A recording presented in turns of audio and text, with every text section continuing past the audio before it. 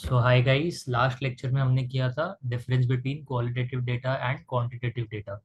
And then फिर उसमें हमने देखा था स्केल ऑफ मेजरमेंट्स, नॉमिनल और ऑर्डिनल स्केल जो थे वो क्वालिटेटिव डेटा के लिए थे, and interval and ratio scale quantitative data के लिए। उसके ऊपर हमने एग्जाम्पल्स भी किए थे एंड काफ़ी बेसिक लेक्चर था, ज़्यादा डीप में नहीं गए थे हम उसमें। आज हम चालू करेंगे यूनिट 4। यूनिट 2 3 नहीं कर रहे, यूनिट 2 3 में भी बेसिक है काफी, मतलब आई थिंक क्या क्लासिफिकेशन ऑफ डेटा है, बार बार चार्ट्स है, पाई चार्ट्स है, वो सब है, तो काफी बेसिक है। वो हम अभी फिलहाल नहीं करेंगे, मैं एक बार वापस से एक बार देखूंगा, अगर वक्त मिलेगा तो गो थ्रू करेंगे हम उसको बाद में। फिलहाल अभी मेन जो इम्पोर्टेंट टॉपिक है उससे स्टार्ट करेंगे, ठीक है। Measures of location which is central tendency भी बोलते हैं हम उसे, जिसमें मीन मीडियन मोड आता है, बेसिकली ये आता है, ठीक है। मेजर्स ऑफ सेंट्रल टेंडेंसी क्यों बोलते हैं? बिकॉज जो मीन मीडियन मोड होता है यूजुअली डेटा के सेंटर, जैसे मीन हो गया, तो मीन यूजुअली हमको डेटा का सेंट्रल पार्ट ही बताता है, सेंटर ऑफ डेटा होता है मीन, बेसिकली ऐसा होता है, ठीक है। मीडियन का डेफिनेशन देखेंगे, मोड का भी देखेंगे बाद में। आई थिंक स्टार्टिंग में इसमें मीन ही है पहले तो, ठीक है। इंट्रोडक्शन रीड करूँ कि रहने दो? ठीक है, चलो। ओके, एक बार मैं खाली रीड कर लेता हूँ ये पैराग्राफ, थोड़ा सा बोरिंग लगेगा बट थोड़ा सा बेयर करो, ठीक है। Measures of central tendency, what is average? Many of us believe that we know a lot about it. Everybody knows that if you want to find average, simply add all the observations and then divide the sum by the number of observations to get what is known as arithmetic mean. AN भी बोलते हैं हम उसे, या simply mean भी बोलते हैं mostly, but हम देखेंगे मीन और एवरेज में भी क्या डिफरेंस है। पर you perhaps know that the formula used that are used to find AM. We will learn more about different averages. Next, whenever a sample survey is conducted or an experiment is performed, we get data on the observed units belonging to the population under consideration. ठीक है? By the term population, we mean the variable under study. Population मतलब क्या कि for example मुझे अगर study करना है कि इंडिया मेरा एक पॉपुलेशन हो गया, पॉपुलेशन मतलब एक ब्रॉडर कैटेगरी है, मुझे उसके बारे में स्टडी करना है। अब मुझे स्टडी करना है कि इंडिया में जो लोग हैं उनकी सैलरी कितनी है ऑन एन एवरेज, या मीडियन सैलरी कितनी है, ठीक है। तो मैं क्या करूंगा, मैं पूरे इंडिया के लोगों से जाके पूछूंगा क्या आपकी सैलरी कितनी है, आपकी सैलरी कितनी है, फिर मेरे पास एक डेटा आएगा, फिर उसको करूंगा मैं सॉल्व। नहीं, पॉसिबल नहीं है, करेक्ट, क्योंकि कितने लोग हैं इंडिया में, कितने लोग हैं, कितना पॉपुलेशन वैसे? 140 करोड़ ना, 1 मिलियन नहीं होगा, 140 करोड़, करेक्ट। तो इतने सारे लोग हैं, तो इतने लोगों को तो मैं पूछ नहीं सकता जाके, करेक्ट है। तो मुझे कुछ सैम्पलिंग करना पड़ेगा। सैम्पलिंग क्या होता है? अगर मान ले तू गया है दुकान पर, मम्मी को देखा हुआ है करते हुए, जब भी चावल और गेहूं लेना होता है तो मम्मी क्या करती है, पूरा गोनी चेक करती है कि दाना नहीं ना, हाथ में थोड़ा सा मम्मी ने लिया, चेक किया कि ठीक है, ये ठीक लग रहा है, तो पूरा चावल तो ठीक ही होगा, करेक्ट है। उसका मतलब ये भी नहीं कि अगर हाथ में अच्छा मिला है तो जरूरी नहीं सारे चावल अच्छे हो, उसमें ऑब्वियसली गंदा तो होगा कुछ ना कुछ, है ना, पत्थर वगैरह जो आता है। या अगर हाथ में सब गंदा गंदा आया तो जरूरी नहीं कि सब कुछ गंदा ही होगा, है ना। तो सैम्पलिंग क्या होता है कि जब भी हमको एक पॉपुलेशन के बारे में स्टडी करना होता है तो हम एक छोटा सैंपल निकालते हैं, हम उसको स्टडी करते हैं। बेस्ड ऑन द सैंपल हम क्या करेंगे, पॉपुलेशन के बारे में कंक्लूजन ड्रॉ करेंगे कि मेरे सैंपल में मुझे ये दिख रहा है, तो पॉपुलेशन में भी शायद ये होगा। अभी मुझे एक चीज का आंसर देना, सैंपल जितना छोटा होगा उतना अच्छा है कि जितना बड़ा होगा उतना अच्छा है? एक्यूरेट रिजल्ट्स किस में मिलेंगे? जितना बड़ा सैंपल होगा उतना एक्यूरेट रिजल्ट्स मिल सकते हैं। मतलब बेसिकली ये है कि अगर मेरा 1,000 लोगों का पॉपुलेशन है, तो अगर मैं 10 के सैंपल की डेटा, अगर मुझे मेरे पास एक 10 का सैंपल है, 10 लोगों का, और एक, सॉरी, 10 ऑब्जर्वेशन का सैंपल है और एक 100 ऑब्जर्वेशन का सैंपल है, तो मुझे दोनों से कुछ कंक्लूजन मिलेगा। मैं किसके ऊपर ज्यादा रिलाई करूंगा? 100 वाले पे, बिकॉज 1000 से ज्यादा क्लोज है वो। तो ज्यादा चांसेस है कि जितना सैंपल होगा, जितना बड़ा सैंपल होगा उतना पॉपुलेशन के वैल्यूज को वो ले सकता है, और उतना ज्यादा मुझे ट्रू कंक्लूजन दे सकता है पॉपुलेशन के बारे में। तो सैंपल जितना बड़ा होगा उतना बेटर होता है, ठीक है। तो यहाँ पे वेरिएबल अंडर स्टडी मतलब वही बोला है कि पॉपुलेशन जो होगा उसी को हम वेरिएबल अंडर स्टडी बोलेंगे। अब वेरिएबल कुछ भी हो सकता है, ठीक है। For example, we may be interested in estimating the average expenditure incurred on food items और knowing average weight of an Indian baby at birth. ठीक है, तो ऑब्वियसली हर बच्चे को तो जाके नहीं बोलेगा अरे आपका वजन कितना है, श्योरली उसका डेटा अवेलेबल होता है, बट डेटा अवेलेबल वो होगा कितना होगा, तुझे जैसा चाहिए वैसा है कि नहीं, वो सब तो नहीं पॉसिबल है ना, तो वो भी एक चीज है। A botanist may be interested in estimating average sepal length or width of a flower species, whereas a microbiologist may be interested in estimating average size of a cell. A computer professional may be interested in estimating average time required to compile a program on various systems. ये I think तेरे काम का है, BCA वालों के लिए, है ना। In such studies we invariably study only part of the population. Part of the population मतलब क्या, एक छोटा सा हिस्सा, सबसेट बोल सकता हूँ। सबसेट क्या होता है, एक बड़े सेट का छोटा सा पार्ट, है ना। कि सबसेट को हम ये भी बोलते हैं, डेफिनेशन क्या होता है सबसेट का, A is a subset of B. इसका मतलब क्या है, A contains all the elements of B, नहीं, B contains all the elements of A, correct. अगर ऐसा उल्टा होगा तो super set, B is a super set of A बोलेंगे, मतलब A is a subset of B, ठीक है। This part of the population on which the data are observed is called a sample, ठीक है। Since the population characteristics parameters are usually unknown, our aim would be to estimate these parameters using sample values. अभी parameters क्या होता है, ये बहुत important है, आगे जब हम पढ़ेंगे I think testing of hypothesis तुझे डिस्ट्रीब्यूशन वगैरह होंगे, फॉर श्योर होंगे, तो वहाँ पे हम पैरामीटर्स वगैरह आएगा। पैरामीटर्स क्या होता है, बेसिकली तेरा जो पॉपुलेशन है उसके बारे में कुछ कैरेक्टरिस्टिक्स होंगे। फॉर एग्जाम्पल जैसे जैसे मैं हूँ और तू है, ठीक है, तो तेरी बॉडी में कुछ कैरेक्टर, जैसे तेरे बाल का कलर क्या है वो तेरा कैरेक्टरिस्टिक हो गया, आई कलर क्या है वो तेरा कैरेक्टरिस्टिक हो गया, है ना। स्किन कलर तेरा कैरेक्टरिस्टिक हो गया, वेरी गुड। तेरे नाक का जो लेंथ है वो तेरा कैरेक्टरिस्टिक हो गया, तेरा वेट, हाइट, बहुत सारी चीजें है ना। तो कैरेक्टरिस्टिक होगा, तो वो उससे क्या फायदा होता है, क्लासिफिकेशन। तुझे डिस्क्राइब कर रहे हैं, तेरे कैरेक्टरिस्टिक्स तुझे डिस्क्राइब कर रहे हैं ना। मुझे बताना होगा मिलन, कोई मुझको आके पूछेगा अरे मिलन कैसा दिखता है, मैं बोलूंगा उसके बाल थोड़े से छोटे हैं, आंखें उसकी ब्राउन कलर की है ना, नाक उसकी ऐसी लंबी सी बड़ी सी नाक है। तो वो तेरे कैरेक्टरिस्टिक्स हो गए ना, तो वो तुझे डिफाइन करते हैं कि तू कैसा दिखता है ना। फिजिकल कैरेक्टरिस्टिक्स की बात हो रही है। कोई पूछेगा कैसा इंसान है तो मैं बताऊंगा ना, बहुत सेल्फिश आदमी है, कंजूस आदमी नहीं, ये शायद किसी और इंसान की बात हो रही है ना, ये शायद तू और मैं, हम दोनों जानते हैं वो, ठीक है। तो यूजुअली क्या होता है कि जो पॉपुलेशन कैरेक्टरिस्टिक्स होते हैं वो अननोन होते हैं, उसको हम पैरामीटर्स भी बोलते हैं, पैरामीटर्स आर पॉपुलेशन कैरेक्टरिस्टिक्स, वो अननोन होते हैं, हमको नहीं पता उसकी वैल्यू क्या होगी, मतलब अगर डिस्ट्रीब्यूशन हो तो वैल्यू क्या होगी।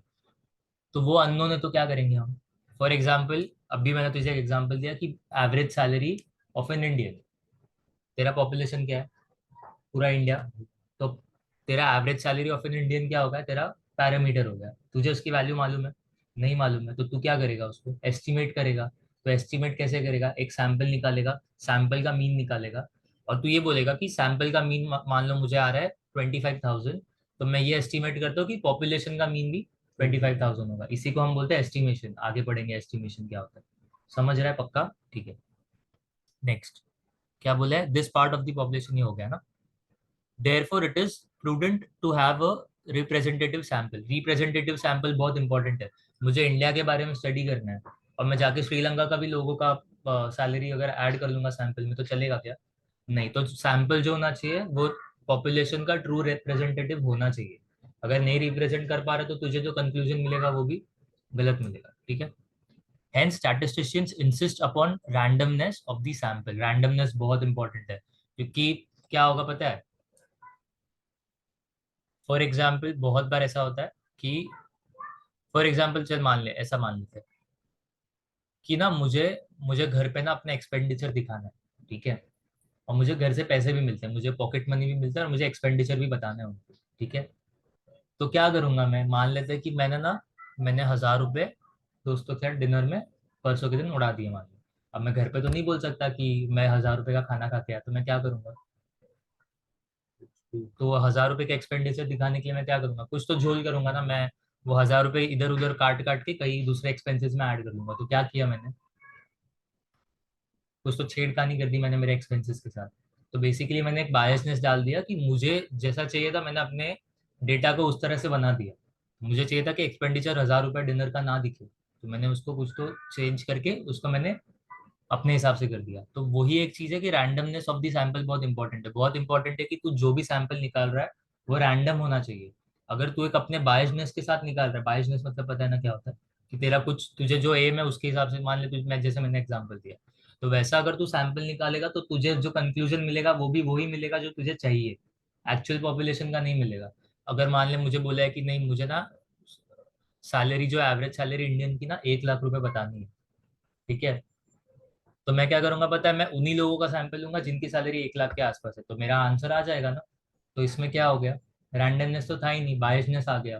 तो वो बहुत इंपॉर्टेंट है कि रैंडमनेस होना चाहिए सैंपल, ठीक है।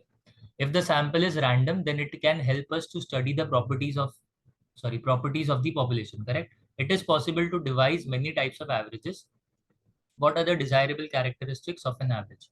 First of all, it must represent the data properly. It must be based upon all the observations, and addition or deletion of few observations should not affect it seriously.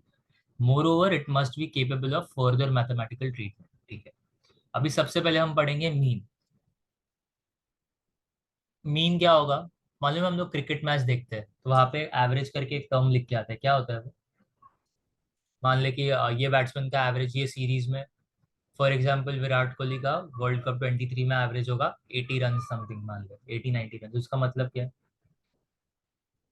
जितने भी हाँ जितने matches में उसने run बनाया है हाँ, divide by जितने मैचेस में खेला है वो तो तू फॉर्मूला बता रहा है ना. वो 80 का एवरेज है, उसका मतलब क्या है? उसने उसी बीच मोर में और आता लेस है उसी उसने बीच मोर में और लेस 80 रन ही बनाए. अगर ऑब्वियसली हर मैच में 80 रन तो नहीं बनाया उसने, कई मैच में शायद जीरो हुआ होगा, कोई मैच में सेंचुरी हुआ होगा, कोई मैच में 50-60 हुआ होगा.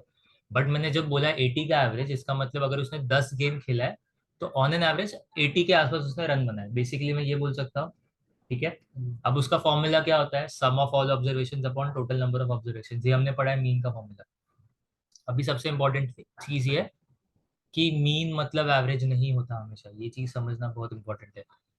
एवरेज मतलब मैथमेटिकल, सॉरी, एवरेज मतलब हम अरिथमेटिक मीन भी बोलते हैं एवरेज को. अरिथमेटिक क्यों बोलते हैं? अरिथमेटिक मतलब एडिशन सब्ट्रैक्शन होता है.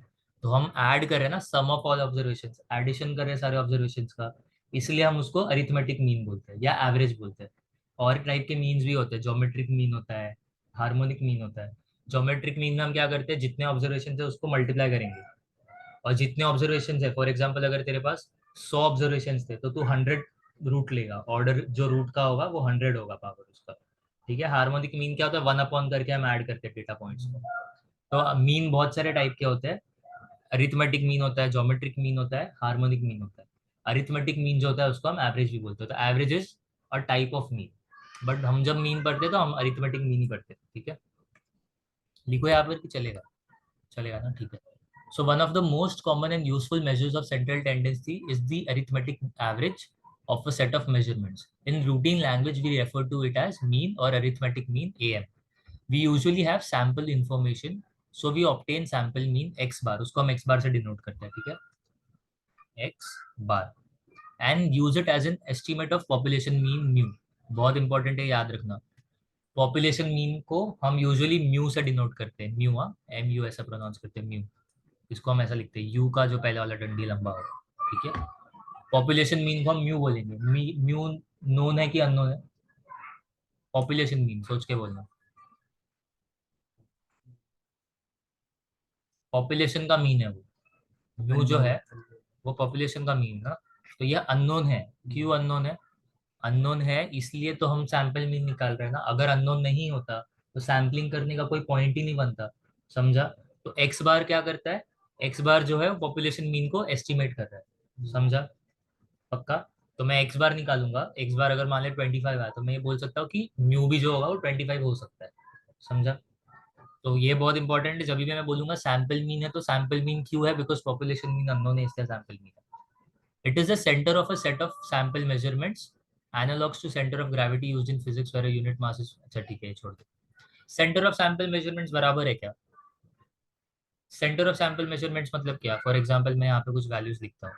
1, 10, एक नहीं लिखते, 7, 10, 9, 8, 12, 13, 9, 11,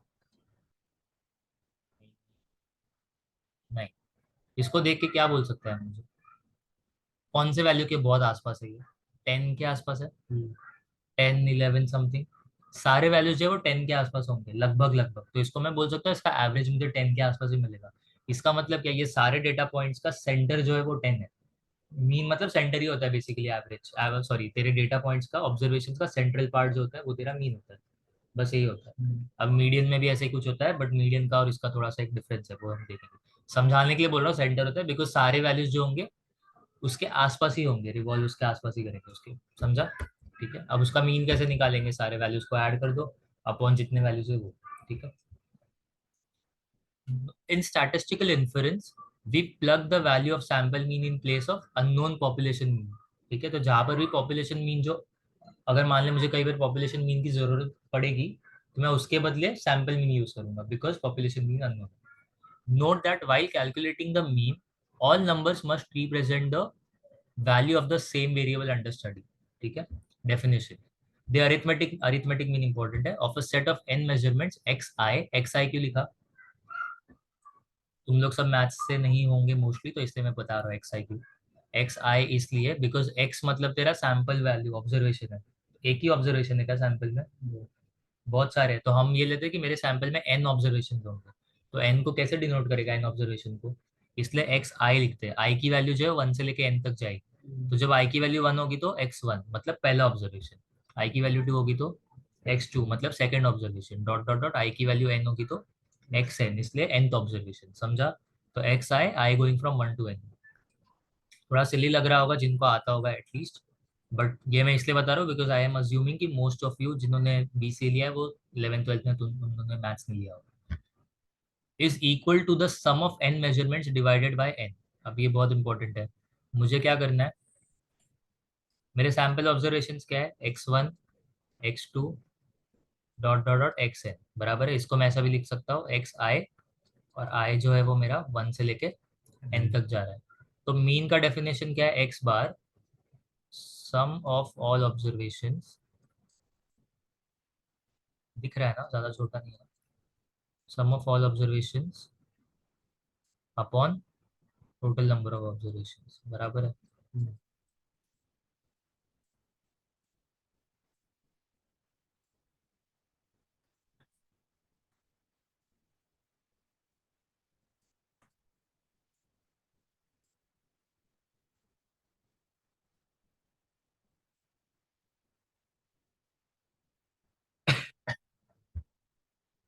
ठीक है, अभी सम ऑफ ऑल ऑब्जर्वेशंस मतलब क्या, मेरे ऑब्जर्वेशंस क्या है, x1 x2 xn, तो मैं ऐसे लिखूं x1 plus x2 plus dot dot dot, ये कहाँ तक ऐड करना है मुझे, xn तक, अपॉन कितने ऑब्जर्वेशन है, n ऑब्जर्वेशन, तो अपॉन n करूंगा। अब प्रॉब्लम पता है क्या है, ये x1 plus x2 plus xn कब तक लिखता रहूंगा मैं, तो कुछ तो नोटेशन चाहिए, तो वहां पर आता है समेशन, इसको हम बोलते हैं समेशन। ठीक है, सिग्मा भी पढ़ा होगा तुमने कभी, बट हम इसको समेशन बोलते हैं, summation i going from 1 to n, क्यों आई गोइंग फ्रॉम 1 to n, क्योंकि तेरा सैंपल वैल्यू क्या है 1 से लेके n तक, और यहाँ पे मैं लिखूंगा एक्स आई, तो समेशन का मतलब क्या है, आई का वैल्यू पहले 1 आएगा, प्लस आई का वैल्यू फिर 2 आएगा, प्लस आई का वैल्यू 3 आएगा, फिर डॉट डॉट डॉट एन, तो ये बेसिकली घूम फिर के यही मिलने वाला है, समझा, समेशन कब यूज करते हैं। और यहाँ पे एक्स आई लिखा है तो यहाँ पर भी आई आना चाहिए, और आई का रेंज स्पेसिफाई करना बहुत इंपॉर्टेंट है, बहुत लोग क्या करते हैं समेशन एक्स है, ये गलत है, क्यों, क्योंकि इसमें मैंने आई कहाँ से कहाँ तक जा रहा है उसका रेंज तो स्पेसिफाई नहीं किया, तो इम्पोर्टेंट है, ठीक है, अपॉन एन, तो ये बेसिकली हो गया मेरा एक्स बार का formula, x bar is summation x i upon n, summation i going from 1 to n x i upon n, ऐसा भी बोल सकते हैं, या तो summation x i going from 1 to n the whole divided by, ठीक है, बोलने भी आना चाहिए अच्छे से, थोड़ा लग रहा होगा बकवास कर रहा है आदमी, बट जेन्युइनली ये सारी चीजों से क्लियर रहोगे तो बाद में समझेगा क्यों बोल रहा हूँ मैं ऐसे। अभी अभी क्या होगा कि हर बार तो मुझे नहीं मिलेगा ना, ये कब यूज करते हैं पता है, जब रॉ डेटा दिया है, रॉ डेटा मतलब क्या, सब नंबर लिख के दिया, इसके पहले याद है मैंने नंबर लिखा था 7 9 10, वो रॉ डेटा था, क्यों, ऐसे लिख के दे दिया मैंने, रॉ डेटा मतलब कुछ क्लासिफिकेशन नहीं किया था, बट ये तब यूज कर सकते हैं फॉर्मूला हम, summation x i upon n, but अगर मैं टेबल वेबल अच्छे से बना के दूं, फ्रीक्वेंसी टेबल दूं बना के, तब ये फॉर्मूला एप्लीकेबल नहीं होगा, क्यों, क्योंकि वहां पर फ्रीक्वेंसी आ जाती है, तब उसके लिए दूसरा फॉर्मूला है जो ज्यादा डिफिकल्ट कुछ है नहीं, तो x bar equal to summation x I into F i going from 1 to n upon, अभी यहाँ पर n नहीं आएगा, अपॉन समेशन एफ आई आता है, ठीक है, और समेशन एफ आई को हम यहाँ पर कैपिटल एन भी लिखते हैं, ठीक है, एन मतलब summation F capital F, summation f आई। अब इसका मतलब क्या होता है, फॉर एग्जाम्पल मेरे पास, पहले मैं नंबर्स के साथ बताता हूँ फिर बाद में करेंगे। मान लेते हैं एक्स की वैल्यू से ये उसकी फ्रीक्वेंसी है 0 1 2 3 4, इसकी फ्रीक्वेंसी है 17 10 2 5 8। अभी पता है क्या है ये, इसका मतलब क्या है बताना मुझे, जीरो कितनी बार आ रहा है मेरे डेटा में, ठीक।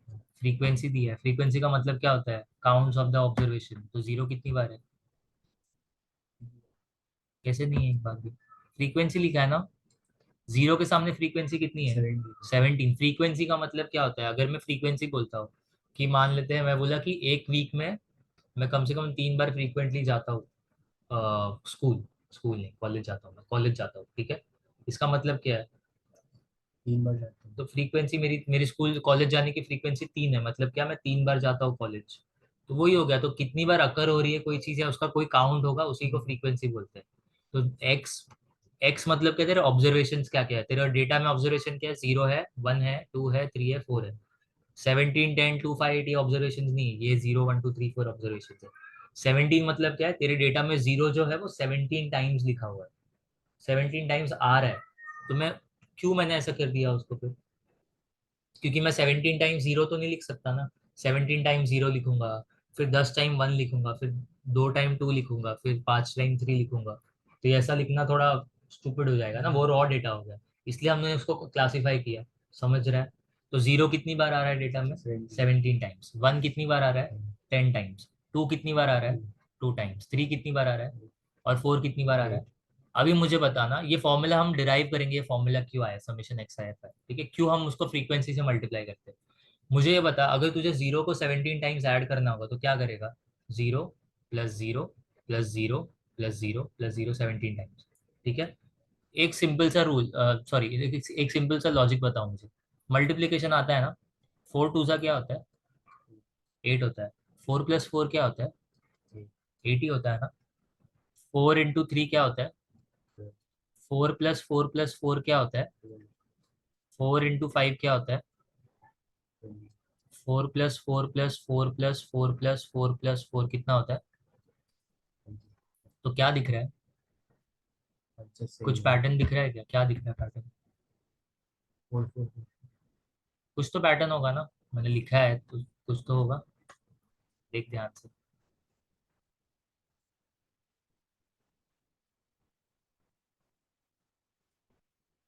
मैंने जब 4 2 लिखा, 4 2 आर = 8 आया, बट मैं 4 को 2 बार ऐड करूंगा तो भी आंसर 8 आता है। 4 × 3 किया तो 12 आया, बट मैं 4 को जब 3 बार ऐड करूंगा तो भी 12 आता है। जब मैंने 4 × 5 लिखा तो 20 आया, जब मैं 4 को 5 बार ऐड करूंगा मतलब 20 आता है। तो बेसिकली मतलब ये होता है कि जितनी बार तुम नंबर को ऐड कर रहे हो उसी को तो मल्टीप्लीकेशन बोलते हैं। अगर मैं बोलूंगा 6 × 9, इसका मतलब मैं 6 को 9 टाइम्स ऐड कर रहा हूँ। बेसिक मल्टीप्लिकेशन का लॉजिक ही ये होता है।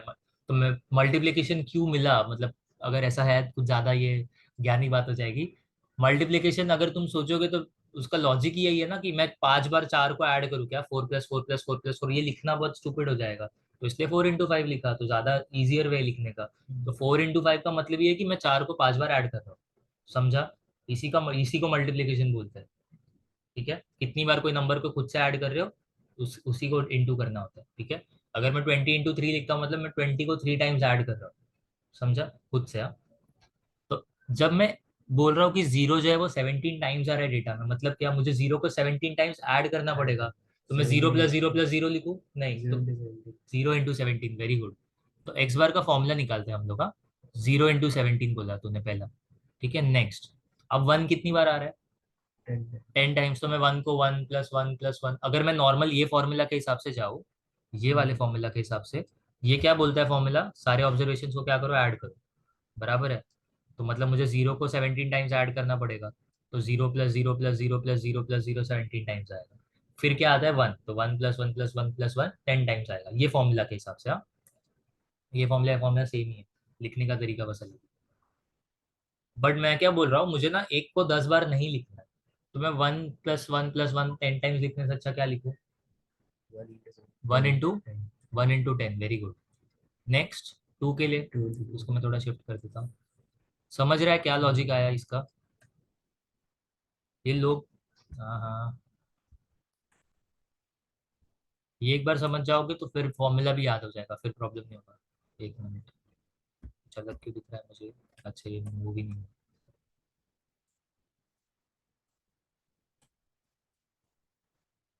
ठीक है। नेक्स्ट क्या है, 2।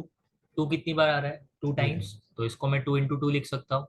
3, 5 टाइम्स, तो 3 × 5, क्योंकि मैं 3 को 5 टाइम्स ऐड नहीं करूंगा, और ऐड कर ही रहा हूँ मैं ऐड, बट उसको मैं लिखूंगा नहीं, 3 + 3 + 3 प्लस 4 × 8 अपॉन, अब ये बहुत इंपॉर्टेंट है, कितने ऑब्जर्वेशन है मेरे पास, 5 यूनिक है ना वो, टोटल कितने ऑब्जर्वेशन थे तेरे पास, पूरे डेटा में कितने ऑब्जर्वेशन आ रहे हैं, तो 0 1 2 3 4 5, ये तो यूनिक है ना, कितने ऑब्जर्वेशन आ रहे हैं पूरे डेटा में, ये बहुत इंपॉर्टेंट है।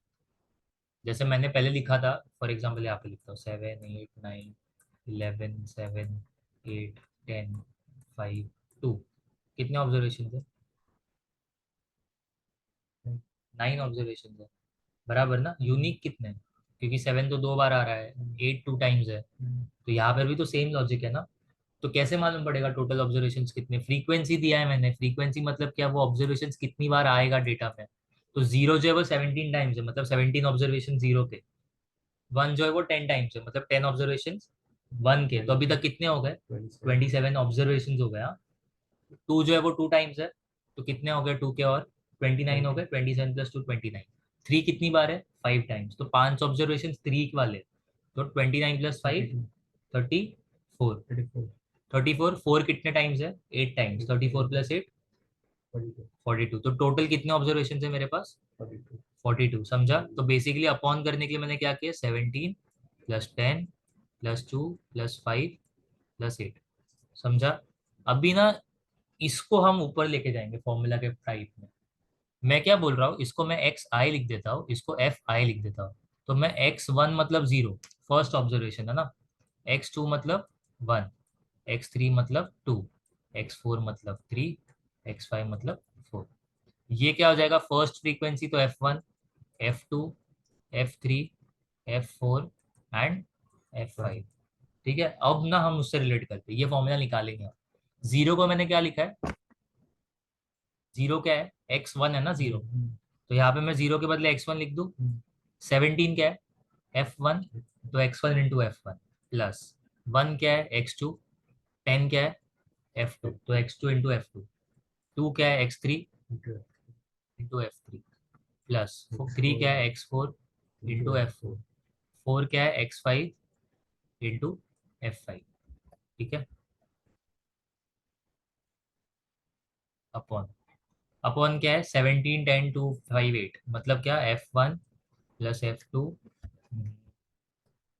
+ F3 + F4 + F5। अभी जरा ध्यान से देखना, सब में एक्स और एफ तो आ ही रहा है ना, ऊपर वाले न्यूमरेटर में x into F, x into F, x into F, but सबका खाली सफिक्स चेंज हो रहा है, सफिक्स मतलब जो नंबर नीचे लिखा हुआ है 1 2 3 4, तो जब ऐसा होता है तो हम समेशन यूज करते हैं ना, तो मैं यहाँ पर समेशन लिख देता हूँ।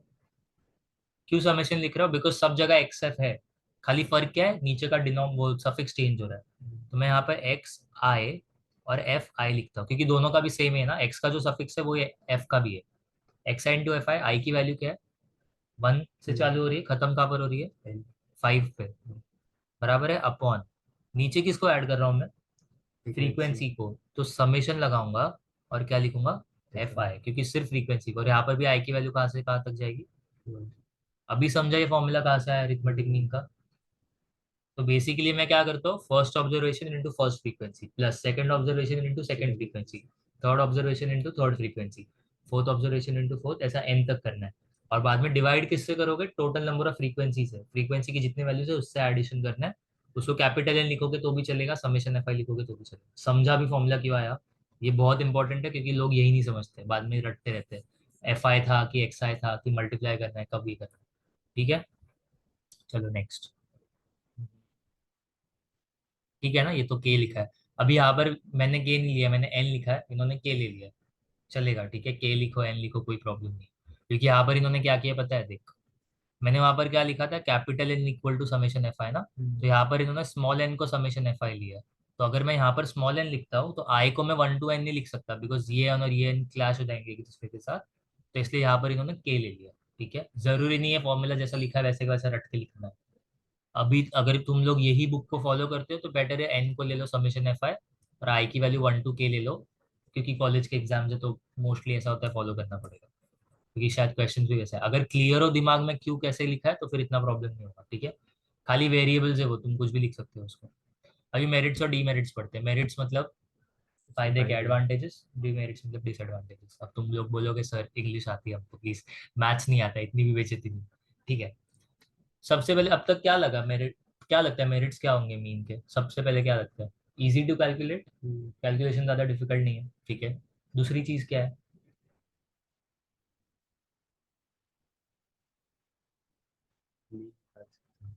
वो तो उसका मतलब होगा ना। दूसरी चीज है कि मैंने सारे ऑब्जर्वेशन को यूज किया। बहुत इंपॉर्टेंट, पता है क्या होता है एक चीज, जब भी मैं सैंपल निकाल रहा हूँ, मुझे एक चीज बता, अगर पॉपुलेशन 1,000 लोगों का है, मैंने सैंपल 100 लोगों का लिया, तो अगर मैंने सैंपल लिया है 100 लोगों का, तो सारे 100 लोगों का ऑब्जर्वेशन बोलना चाहिए, लोग नहीं बोलना चाहिए। 100 1000 ऑब्जर्वेशन तुम्हारे पॉपुलेशन में, मैंने 100 ऑब्जर्वेशन का सैंपल लिए। अभी जो 100 ऑब्जर्वेशन मिले हैं मुझे, अगर मैं सबको यूज नहीं करूंगा, मतलब उनमें जो डेटा है अगर मैं उनको यूज नहीं करूंगा सारे के सारे 100 ऑब्जर्वेशन को, तो कुछ मतलब बना क्या सैंपल बनाने का? मैं बोलूंगा नहीं मुझे ना स्टार्टिंग के 50 चाहिए सर, ऐसा कुछ मतलब बनता है नहीं ना, सबको यूज करना चाहिए। तो मीन में मैंने सारे ऑब्जर्वेशन को यूज किया क्या? क्योंकि लिटरली डेफिनेशन वही है, sum of all observation upon total number of observation. तो जितना डेटा था मैंने सबको यूज किया, वो बहुत इंपॉर्टेंट है। क्यों? क्योंकि स्टैटिस्टिक्स में सबसे इंपॉर्टेंट चीज होती है इन्फॉर्मेशन। जो इन्फॉर्मेशन मिला है, जो सैंपल निकाला है, उसमें जितना इन्फॉर्मेशन हो सकता है सब कलेक्ट करना है, तभी हमारा जो कंक्लूजन होगा वो प्रिसाइज होगा। ठीक है। तो यहाँ पर क्या है कि एक तो है कि सारे ऑब्जर्वेशन को यूज करते हैं। इट इज प्रिसाइजली डिफाइंड, क्योंकि बहुत प्रिसाइजली डिफाइंड मतलब क्या हो गया, ज्यादा कंफ्यूजन नहीं है ना, अच्छे से लिखा है, मतलब प्रॉपर डेफिनेशन है अच्छे से। It is easy to calculate and simple to understand. It is based on all observations. It gives equal importance to all the observations. मतलब क्या? जितने भी ऑब्जर्वेशन है ना, एक होता है ना वेटेड एवरेज करके भी होता है, तुमने वो नहीं पढ़ा है। एक वेटेड एवरेज करके भी होता है, बताता हूँ क्या होता है। फॉर एग्जाम्पल मेरा ये सैंपल है, ठीक है। इजी वाला ले रहा हूँ मैं सिर्फ, या ऐसे नहीं लेते हैं, छोड़ इसको हम ले लूंगा, 1 2 3 4 ही ले लेते हैं छोड़। ये मेरा ऑब्जर्व सैंपल है, ठीक है। ये ऑब्जर्वेशन है। अब मुझे मीन निकालना है, बट मैं वेटेड मीन निकाल रहा हूँ। वेटेड मीन का मतलब क्या होता है? अगर नॉर्मल मीन निकालूंगा तो क्या करूंगा, 1 + 2 + 3 + 10 अपॉन 10। इसमें पता है मैंने क्या किया? वन का जो कोइफिशिएंट है, कोइफिशिएंट मतलब वन के साथ जो नंबर मल्टीप्लीकेशन है, कुछ नहीं मतलब वन होता है, वो भी वन है। टू के साथ भी वन ही है, थ्री के साथ भी वन है, सबका कोइफिशिएंट वन है। मतलब मैं सबको इक्वल इंपॉर्टेंस दे रहा हूँ वन का वेट देके। बट मैं एक और चीज ये कर सकता हूँ कि मैं क्या बोलूंगा, मुझे ना वन को ना थ्री से मल्टीप्लाई करना है, मुझे टू को ना फाइव से मल्टीप्लाई करना है, मुझे डॉट डॉट डॉट ऐसे ही और नंबर्स डाल दे बीच में, 10 को ना 7 से मल्टीप्लाई करना है अपॉन, और जो मैंने जितने वेट्स दिए ना उनका एडिशन करूंगा मैं नीचे। ठीक है। तो यहाँ पर मैंने क्या किया पता है, वेटेड एवरेज निकाला। मतलब क्या, मैं ना वन को 3 वेट दे रहा हूँ, मतलब मेरे मीन में मैंने वन को 3 पॉइंट जितना इंपॉर्टेंस दिया, अगर ऐसे समझ लो। मैंने टू को 5 पॉइंट जितना इंपॉर्टेंस दिया, तो वन से मैंने 2 पॉइंट ज्यादा इंपॉर्टेंस दिया टू को। मैंने 10 को जो 7 पॉइंट इंपॉर्टेंस ज्यादा दी। वेट मतलब इंपॉर्टेंस होता है कि नहीं मैं इसको ज्यादा भाव दे रहा हूँ, बस बेसिकली मतलब ये होता है। मीन में ऐसा कुछ नहीं होता ना, अरिथमेटिक मीन में सबको बराबर भाव मिला है भाई, तुझे भी इतना ही एडिशन है, तुझे भी वन से मल्टीप्लाई करके ऐड करूंगा, तुझे भी वन से मल्टीप्लाई करके ऐड करूंगा, ठीक है। It is preferred for statistical analysis because of its mathematical properties. Mathematical properties, ठीक है। It possesses sampling stability, that is, it is less affected by sampling fluctuations. Sampling fluctuations मतलब sample change वगैरह करेगा तो भी ज्यादा अफेक्ट नहीं होता इतना। आगे पढ़ेंगे हम। आउटलायर्स करके क्या होता है, भी आएगा ये पॉइंट में ही आएगा। और टू लार्ज और टू सैंपल स्मॉल, सॉरी, और टू लार्ज और too small observation will seriously affect its arithmetic mean. M can not be determined graphically, graphically तू कभी भी मीन नहीं निकाल सकता ग्राफ को देख के, ठीक है। It can not be calculated if you have open end classes such as less than 1000 और मोर देन 10,000। मतलब अगर मैं तुझे ऐसा क्लास देता हूँ कि लेस देन 1000 इतना फ्रीक्वेंसी होगा, मोर देन 1000 इतना होगा, तो लेस देन 1000 में कितने सारे वैल्यूज आते हैं, तो तू कैसे बताएगा इसका मीन क्या होगा? है ना, तो वो ओपन एंड जो क्लास होता है वो नहीं करेंगे हम, मतलब उसमें तो डिफाइन नहीं कर सकता। अभी फर्स्ट पॉइंट, ये क्या लिखा है, इसको हम आउटलायर्स बोलते हैं। आउटलायर्स बस बेसिकली मतलब क्या होता है, जो डेटा है ना, मतलब बाहर का बंदा है ये, तेरा कॉलेज का एक ग्रुप है, ठीक है, बीसीए वालों का, अब मैं उसमें मैं आ जाऊँ तो क्या करोगे? भगा देंगे, भगा देंगे। बेसिकली क्या होगा कि अगर मान लो तुम्हारा एक अच्छा क्लास का ग्रुप है बीसी वालों का, ठीक है, कल को कोई बंदा आ गया कॉमर्स वाला, या मान लो मैं ही आ गया बीएससी वाला, साइंस वाला, ठीक है, अब मैं तुम्हारे ग्रुप में आने लग गया, तो तुमको क्या लगेगा, अरे ये बाहर का बंदा कहाँ से आ गया, क्योंकि ये हमारे ग्रुप में फिट ही नहीं होता। तो जब मैं आऊंगा तो तुम्हारे ग्रुप को कुछ तो अफेक्ट करूंगा ना, या तुम्हारा ग्रुप ही कुछ तो, तुम्हारे ग्रुप का डेकोरम कुछ तो अफेक्ट होगा, शायद अच्छे के लिए, शायद बुरे के लिए, शायद बुरे के लिए ही होगा, क्या बोल तुम साइंस वाले को क्यों भाग दोगे। समझ रहा है ना, तो बेसिकली आउटलायर्स मतलब बाहर वाला है ये, क्योंकि जो नॉर्मल चीज है उससे थोड़ा अलग है ये, मतलब तुम सारे लोग बीसीए वाले हो, उसमें कहाँ से साइंस वाला आ गया, तो उसका आउटलायर बोलेंगे, ठीक है, ऑड मैन आउट टाइप्स होता है, ठीक है। तो एक एग्जांपल लेते हैं। क्या ले, डेटा क्या ले,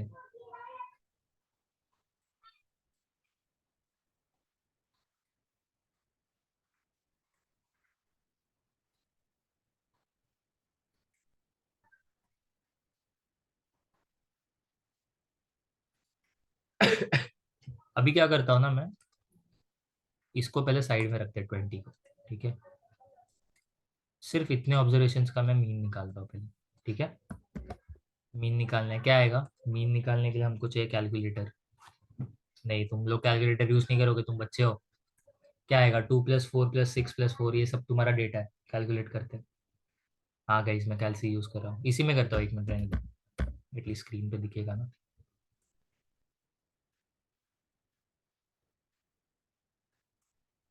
तो क्या है, 2+4+6+4+5+6+4+8, ठीक है।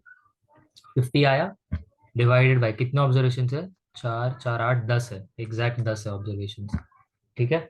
तो इसका मुझे मीन कितना मिला, 5, एक्स बार आया 5, ठीक है। ये नॉर्मल है और देख के भी डेटा बराबर ही लग रहा है ना, जो 2 है वो थोड़ा सा बाहर है, उसको मैं आउटलायर बोल सकता हूँ, क्यों, क्योंकि मीन से काफी दूर है वो। बाकी सारे ऑब्जर्वेशन मीन के आसपास है, तो 2 कैन बी आउटलायर, बट ठीक है, इतना भी ज्यादा दूर नहीं है, तो चलेगा। अब ना मैं क्या करता हूँ, मैं ना 20, अभी इसका मीन कितना है, 5 है, ध्यान देना, ठीक है। अब मैं 20 को भी जोड़ देता हूँ इसमें। अब मीन निकाले, टोटल पहले कितना आया था हमको, बाकी सबका एडिशन 50 आया था ना एडिशन। अब इसमें मैं 20 को भी ऐड कर देता हूँ, ठीक है। कितने ऑब्जर्वेशन हो गए अभी, 11 हो गए, डिवाइडेड बाई 11, मीन कितना आ रहा है, 6.63 ना, 36, तो एक्स बार 6.36। तो अभी डिफरेंस आया कि नहीं आया मीन में, तो और काफी डिफरेंस है, ये वन का भी ऑलमोस्ट 1.5 का डिफरेंस आ जाएगा, तो ये है डिफरेंस, ठीक है। अगर मैं और बड़ा कर देता ऑब्जर्वेशन, अगर इतना नहीं लग रहा तो और बड़ा कर देता, इसको मान लेते हैं, मैंने 30 लिख दिया, ठीक है। तो अभी टोटल कितना हो गया, 50 था पहले ना, 50 था, मैंने 20 हटा दिया, ठीक है, तो 50 + 30, 80 डिवाइडेड बाई 11, अभी कितना हो गया मीन, 7.27। मैं इसको 7.3 लिखता हूँ, तो डिफरेंस देख कितना आया, पहले 5 था, अभी कितना हो गया, 7.3। अभी मैं बहुत छोटा ऑब्जर्वेशन ले लूंगा तो मीन क्या हो जाएगा, और कम हो जाएगा। तो आउटलायर से क्या होता है कि मीन काफी ज्यादा अफेक्ट हो जाता है, समझा। अब ये छोटे नंबर्स है इसलिए इतना डिफरेंस नहीं दिख रहा है, बट अगर वही बड़े नंबर्स होंगे और उसमें फिर मैं कोई आउटलायर लूंगा, आउटलायर बहुत छोटी वैल्यू या तो बहुत बड़ी वैल्यू, क्योंकि मेरा मीन 5 का मतलब क्या है, मेरा डेटा जो है 5 के आसपास रिवॉल्व कर रहा है, बट 30 जो है वो आउटलायर है, क्योंकि मेरा डेटा 5 के आसपास है, और 30 मेरा कहाँ पर है, 5 से कितना दूर है वो, उससे मेरा मीन जो है वो अफेक्ट हो रहा है। तो ये प्रॉब्लम होता है मीन के साथ कि आउटलायर्स की वजह से जल्दी अफेक्ट हो जाता है, ठीक है। तो ऐसे केस में हम क्या करते हैं, तेरे पास एक डेटा है, डेटा एनालिसिस में जो लोग होंगे उनको मालूम होगा, या उनको ये काम में आएगा। जब भी आउटलायर्स होते हैं डेटा में, हम दो चीजें करते हैं, या तो आउटलायर्स को हटा देते हैं, ठीक है, या तो उसको मीन से रिप्लेस कर देंगे, दोनों का मतलब लगभग लगभग सेम ही होता है, ठीक है। क्यों, क्योंकि वो हमारे मीन को अफेक्ट कर रहा है। मेरा जनरली डेटा 5 के आसपास है, अब एक वैल्यू 30 आई है, या तो उसमें कुछ एरर हो सकता है, या तो फिर उसको मैं हटा दूंगा, बिकॉज उसकी वजह से मेरा बाकी सब कुछ जो है वो प्रॉब्लमेटिक हो जाएगा, ठीक है, मोस्टली एरर ही होता है इसलिए, ठीक है। एग्जाम्पल, अनग्रुप डेटा दिया है, अनग्रुप डेटा मतलब क्या होता है, बस डेटा लिख के दिया, कुछ ग्रुपिंग नहीं है उसके अंदर, drug A, drug B, drug C, drug D, इनका सबका मीन लिख के दिया है, ये कर सकता है ना खुद से, सबको ऐड किया है, उसका टोटल 219 आता है, 10 ऑब्जर्वेशन है, तो 219/10 किया तो 21.90, अभी सबका मीन मिला है मुझे, ठीक है। क्वेश्चन पढ़ते एक बार क्या लिखा है, when drugs are recommended to a patient, one of the important quality characteristics of the drug is its disintegrating time, ठीक है। डिसइंटीग्रेटिंग टाइम मतलब ये होता है कि जब हम लोग फॉर एग्जांपल दवाई खाते हैं, एक चीज मुझे बता चल, इंजेक्शन जल्दी इफेक्ट करता है कि टैबलेट? इंजेक्शन तो क्यों डॉक्टर इंजेक्शन देता है? बहुत बार बुखार आता है तो यूजुअली डॉक्टर टैबलेट से भी ठीक हो जाता है बुखार ना, तो डॉक्टर इंजेक्शन क्यों देता है? जल्दी बुखार उतर जाए, क्योंकि वो उसका बेसिकली वो बॉडी में जल्दी स्प्रेड हो जाते हैं वो मेडिसिन, ठीक है ना? और वही टैबलेट नहीं होता जल्दी स्प्रेड, तो डिसइंटीग्रेटिंग टाइम मतलब अगर मान ले तूने 4-5 टैबलेट ले ली जिनका सेम काम है, तो शायद कोई तो एक टैबलेट होगा जो जल्दी बॉडी में स्प्रेड हो जाता होगा, तो वो इंपॉर्टेंट होता है बहुत। कभी कई बार ये होता है कि जल्दी बॉडी में स्प्रेड नहीं होना चाहिए, वो भी बहुत इंपॉर्टेंट होता है। कई बार होता है कि जल्दी स्प्रेड होना चाहिए वो दवाई, तो वो दोनों चीजों में काम आता है, वो इंपॉर्टेंट है। तो an experiment was conducted in the laboratory to estimate disintegrating time in seconds of 4 different but equivalent drugs. Obviously equivalent मतलब क्या? सबका काम सेम है, बस डिसइंटीग्रेटिंग टाइम अलग अलग है, ठीक है, अलग अलग ये खाली। से ABCD, we can compute arithmetic mean of disintegrating time for each of the drug using following data. A drug having least average disintegrating time is to be recommended for future work. तो जिसका सबसे कम है disintegrating time, वो हम आगे काम मतलब आगे फ्यूचर वर्क के लिए वो यूज करेंगे। तो सबका मीन निकालेंगे हम। क्यों मीन निकालेंगे? क्योंकि 10-10 ऑब्जर्वेशन है, तो 10 को देख के क्या करेगा, तो मीन से तुझे आइडिया लगेगा कि एवरेज कितना है मोर और लेस। सबसे कम एवरेज किसका है? ड्रग डी का, तो हम ड्रग डी बेटर होगा, ठीक है। In this case drug D better होगा। Note that combining the observations on all the 4 drugs and reporting the combined mean would not make much sense because each drug forms its own separate population. बराबर है ना? अगर मान ले मैं ऐसा भी मीन निकाल सकता हूँ, मैं चारों के चारों ड्रग के वैल्यूज को ऐड कर लूँ और फिर divide by total number of observation, वो भी कर सकता हूँ। बट उससे प्रॉब्लम क्या होगा? अलग अलग ड्रग का, क्योंकि मुझे कंपेयर करना है ड्रग को ना, तो मैं अलग अलग ही निकालूंगा। और एक चीज है, ड्रग ए का पॉपुलेशन अलग है, ड्रग बी का पॉपुलेशन अलग है, वो पॉपुलेशन को भी मैं मर्ज कर रहा हूँ साथ में, तो वो भी एक प्रॉब्लम है, ठीक है। अभी एक आता है आई थिंक, ग्रुप डेटा है एंड कंबाइंड मीन होगा। ग्रुप डेटा करेंगे और कंबाइंड मीन भी करेंगे हम, ये करने के बाद ही लेक्चर आज खत्म करेंगे, ठीक है। डिस्क्रीट फ्रीक्वेंसी डिस्ट्रीब्यूशन, डिस्क्रीट क्यों बोला है? बिकॉज यहाँ पर वैल्यू क्या है, एक्स की वैल्यूज क्या दी है? 0 1 2, काउंटिंग वैल्यूज मतलब डिस्क्रीट होता है। डिस्क्रीट मतलब काउंटिंग वैल्यूज, काउंट कर सकता है हमको। 0 1 2 3 4 5 6 7 8 9, 7 नहीं सॉरी 8 9, तो एक्स के वैल्यूज ना, एक्स तेरे ऑब्जर्वेशन थे ये है, इसलिए डिस्क्रीट बोला है। पॉड्स मतलब फ्रीक्वेंसी दिया है, सीड्स और इसके पॉड्स कितने हैं, 2 3 4 5, तो कैसे निकालेंगे मीन हम? X I into F i ना, तो 0 × 2 0, एफ इंटू एक्स का कॉलम बना है, इसको एक्स आई एफ आई लिखना चाहिए एक्चुअली में। 1 × 3 3, 2 × 15, ये सबको मल्टीप्लाई करना है तो आंसर आएगा, ठीक है। बताओ कैलकुलेशन की, समझा? बताओ कैलकुलेशन।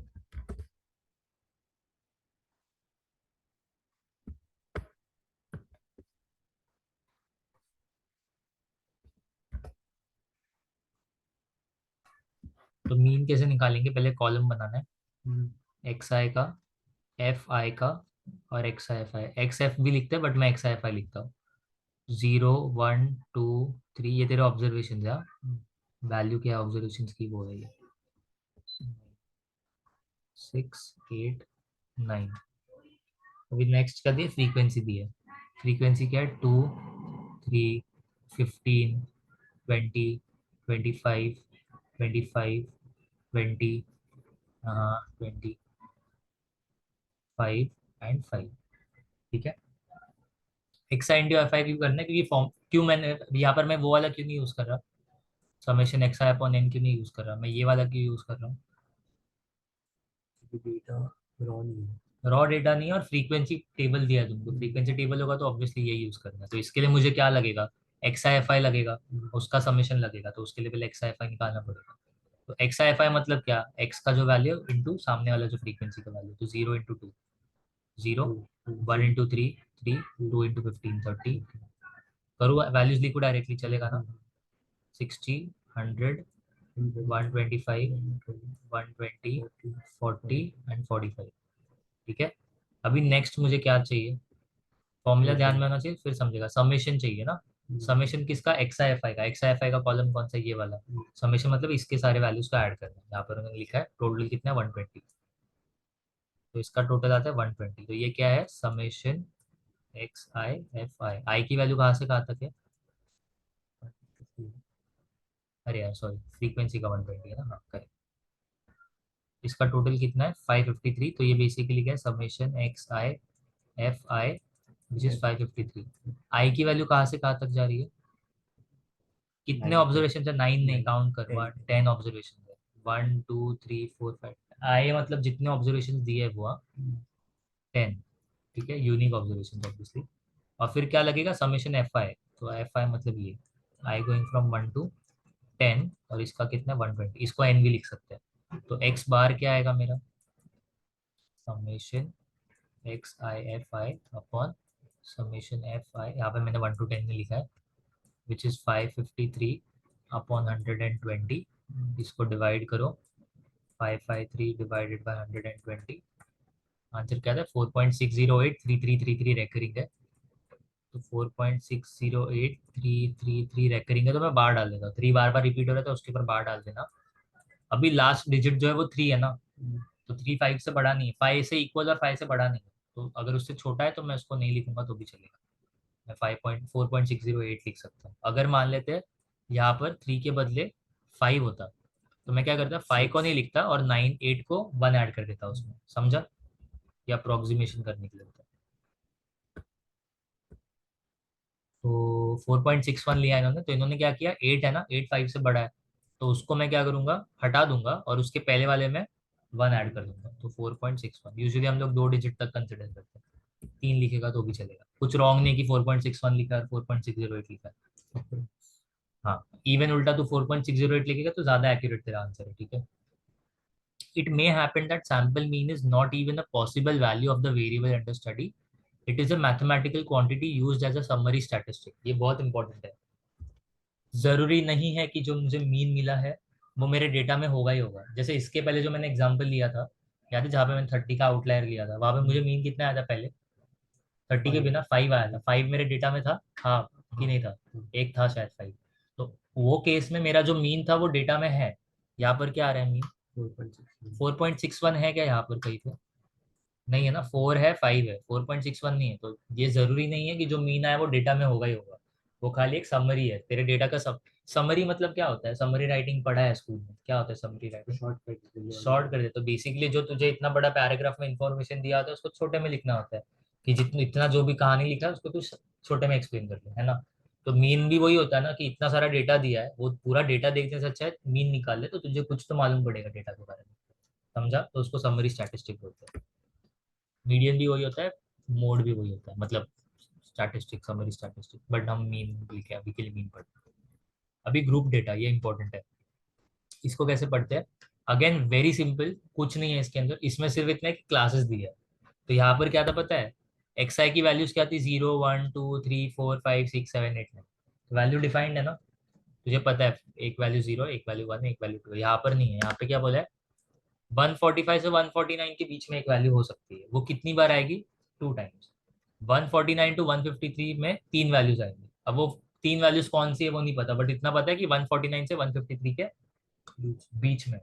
ऐसा क्यों करते हैं हम, क्यों ग्रुप डेटा बनाते हैं और वो फ्रीक्वेंसी नहीं बनाते, ग्रुप डेटा का क्या मतलब है, जरूरत क्या है ग्रुप डेटा, इसको भी तो मैं लिख सकता हूँ ना, 146 147 148, नहीं, मैं ऐसा भी तो लिख सकता हूँ ना, 145 146 147 148, dot dot dot dot last कितना 173, और फिर सामने उसकी फ्रीक्वेंसी लिख दूंगा।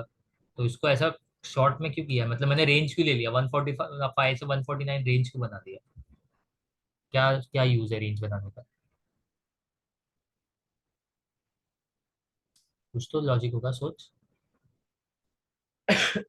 सॉरी,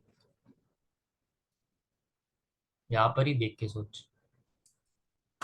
अगर मैं मान लेते ऐसा ग्रुप ना करूँ, रेंज ना बनाऊं, तो मुझे इतना लिखना पड़ेगा, 145 से 173 तक, तो इतने सारे रोज आएंगे, कितने हो गए 30, 30 हो गए ना, तो 30 रो बनाएगा तो अपने टेबल में, तो वो काम कम होने के बदले और बढ़ गया ना। तो हम ग्रुप फ्रीक्वेंसी टेबल कब बनाते हैं, या ग्रुप डेटा वाला टेबल कब बनाते हैं, जब तुम्हारा डेटा का स्प्रेड बहुत ज्यादा हो, स्प्रेड मतलब क्या, रेंज बड़ा हो डेटा का, रेंज मतलब क्या होता है, कपड़े खरीदने गया तो क्या बोलते हैं हम लोग, क्या पूछते हैं कि भैया आपके पास रेंज क्या है कपड़ों का, तो क्या बताता है वो, इतने से लेके इतने तक। मतलब मिनिमम सबसे सस्ता कपड़ा कितने का है और सबसे महंगा कपड़ा कितने का है, तो बोलता है मेरे पास 200 से लेके 3,000 तक में कपड़े, मतलब क्या हाईएस्ट कपड़ा, सॉरी हाईएस्ट कपड़ा बोला, कपड़े का जो मैक्सिमम प्राइस होगा वो 3,000 है उसके पास, मिनिमम 200 है। तो रेंज कितने का हो गया, 2,800 रुपये का रेंज हो गया, बराबर है।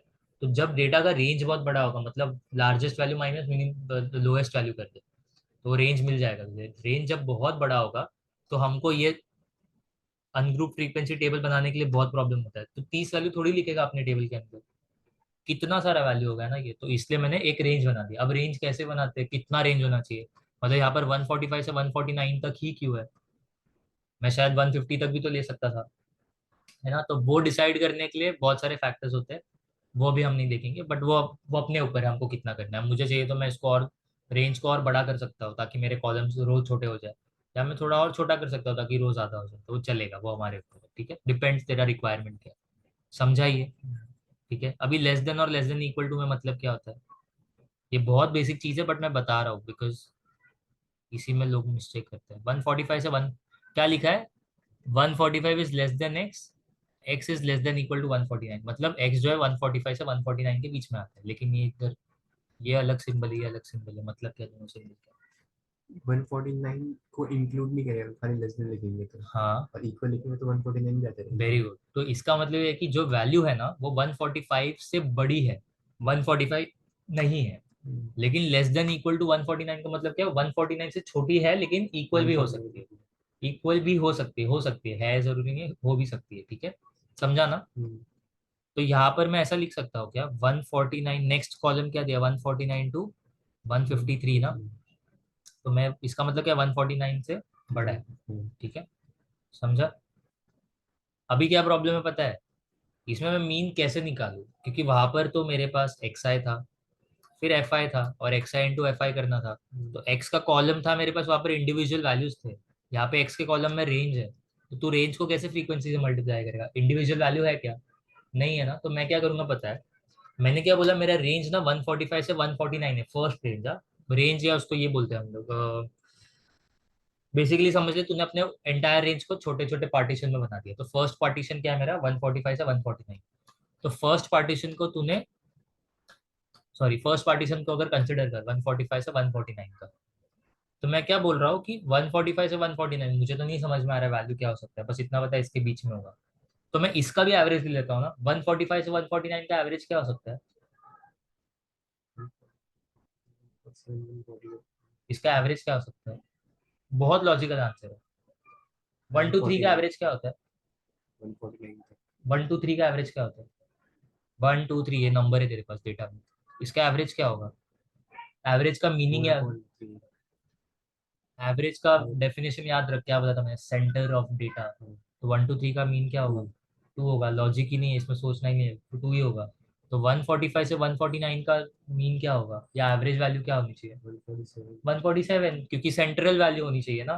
तो कैसे निकाला 147 तुमने, बीच का। बीच का वैल्यू ना वो पता है, लेकिन कैलकुलेशन क्या, तो कैलकुलेशन कुछ तो चाहिए हमको, तो कैलकुलेशन ये है, lower limit which is 149 plus upper limit, sorry lower limit is 145 plus upper limit is 149 upon upon 2, क्योंकि 2 क्यों किया, सेंट्रल वैल्यू मिलने के लिए, इक्वल टू 147।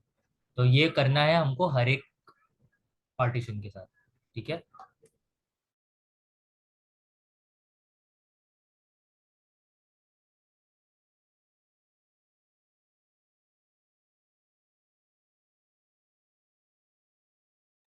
ठीक है, समझा। तो 147, फिर नेक्स्ट क्या है 149 टू 153, तो इसको हम सेंट्रल वैल्यू निकालना चाहते हैं, इसलिए हमने उसको lower limit plus upper limit upon 2 किया। लोगों को ये नहीं पता होता कि हम ये क्यों कर रहे हैं, ये इसलिए कर रहे हैं बिकॉज मैंने एक रेंज स्पेसिफाई किया है, अब वो रेंज में कुछ भी हो सकता है वैल्यू ना, तो तुझे नहीं पता क्या वैल्यू होगा, तो तू रेंज का भी पहले मीन ले ले, और फिर जो मीन वाली वैल्यू आई है उसको निकाल के फिर मीन कैलकुलेट कर, तो तू 2 बार मीन का फॉर्मूला अप्लाई कर रहा है, ठीक है, समझा। तो इससे मुझे क्या मिलेगा पता है, क्लास मार्क मिलेगा, इसको हम क्लास मार्क बोलते हैं, याद है पढ़ा है हमने स्कूल में ये, याद है क्या स्कूल में स्टैटिस्टिक्स तुमको स्किप किया था क्या, तो कोविड बैच वाला है, हाँ अरे हाँ तुमको, आई थिंक तुमको स्टैटिस्टिक्स स्किप किया था, आई थिंक सो, फर्क भी क्या पड़ता है, तुम्हारा तो एग्जाम भी नहीं हुआ था। ठीक है, तो क्लास मार्क मतलब क्या होता है, मिड वैल्यूज होती है, मिड वैल्यूज मतलब ही मीन होता है, बेसिकली तो रेंज का मीन निकाल रहा है और कुछ नहीं, समझा। अब इसके साथ वही करना है जो हमने पहले किया था, 147 इंटू 2, 151 इंटू 3, इससे एफ आई एक्स आई मिलेगा, इसका फिर समीशन फॉर्मूला निकालना में है, सब्स्टिट्यूट। अपॉन ये कॉलम का टोटल, तो मीन आ गया। तो समझा ग्रुप, अभी समझा ग्रुप डेटा और अनग्रुप डेटा में डिफरेंस क्या होता है। अनग्रुप डेटा में डिस्क्रीट वैल्यूज होती है, सामने फ्रीक्वेंसी होता है। ग्रुप डेटा में क्या होता है, एक रेंज होता है। रेंज क्यों होता है, क्योंकि स्प्रेड बहुत बड़ा होता है डेटा का, मतलब रेंज, डेटा का रेंज बहुत बड़ा होता है, इसलिए हम उसको स्प्लिट कर देते हैं छोटे छोटे पार्टीशन या छोटे छोटे रेंजेस में। ठीक है, बस करना है आज के लिए, कंबाइंड मीन कल करते हैं क्योंकि थोड़ा बड़ा हो जाएगा वो। ठीक है, इसका हमको मीन कितना है, 162.52। पॉइंट के बाद इंडिविजुअल डिजिट वर्थ पता है ना, 162.52 नहीं पढ़ते। बता रहा हूँ यार, मैं अज्यूम कर रहा हूँ, मैथ्स नहीं आता किसी को, तो मारोगे मुझे सब मिलके फिर। ठीक है, कल करेंगे। क्या है, कंबाइंड मीन है, change of origin and scale है, फिर मिल गया ना। ठीक है, चलेगा, चलो बाय बाय।